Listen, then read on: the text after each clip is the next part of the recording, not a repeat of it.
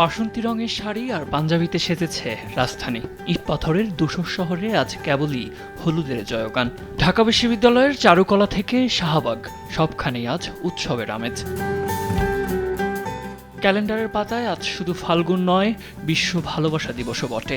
বসন্তের দক্ষিণা বাতাসে যেন হৃদয়ের আবেগকে আরও উস্কে দিয়েছে। হলুদের ভিড়ে তাই মাঝে মাঝেই উঁকি দিচ্ছে লালের আভা। হলুদ শাড়ি আর পাঞ্জাবিতে সেজেছে তারুণ্য, কারো হাতে লাল গোলাপ, কারো খোপায় গোজা গাঁদা ফুল। বসন্তের সতেজতা আর হৃদয়ের উষ্ণতা ভাগ করে নিতে মানুষ খুঁজছে একটুখানি প্রশান্তি। শাহবাগে যাব, ওইখান থেকে রমনাতে যাব।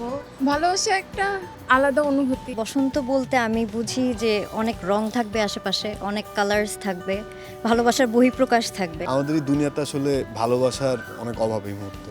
সবাই আসলে ঘৃণাকে বেস করেই যার যার স্বার্থ উদ্ধার করতে চায়। আমার কাছে ভালোবাসার সংজ্ঞা মানে পরিবার, প্রিয় মানুষ, তাদের নিয়ে ঘুরতে যাওয়া। বসন্ত হচ্ছে আমাদের প্রাণের উৎসব, আমাদের সংস্কৃতির উৎসব।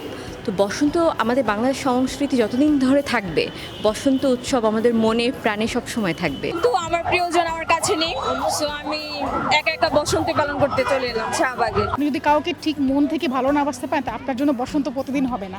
যদি ভালোবাসাটা আপনার জন্য থাকে, তাহলে বসন্ত প্রতিদিন আপনার জন্য হবে। বসন্তের এই মাতাল হাওয়া আর ভালোবাসার পরশ যেন মনে করিয়ে দেয় জীবন সুন্দর। সব ভুলে প্রকৃতির এই অপার সৌন্দর্য আর মানুষের প্রতি মানুষের ভালোবাসাই হোক আজকের দিনের মূল মন্ত্র।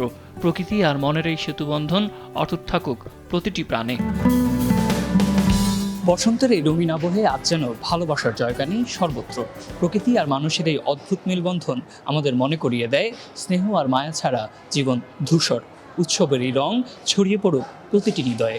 বসন্ত আর ভালোবাসার এই যুগলবন্ধী আমাদের জীবনকে করে তুলুক আরও প্রাণবন্ত। সাদ আহমেদ, দেশ টিভি, ঢাকা।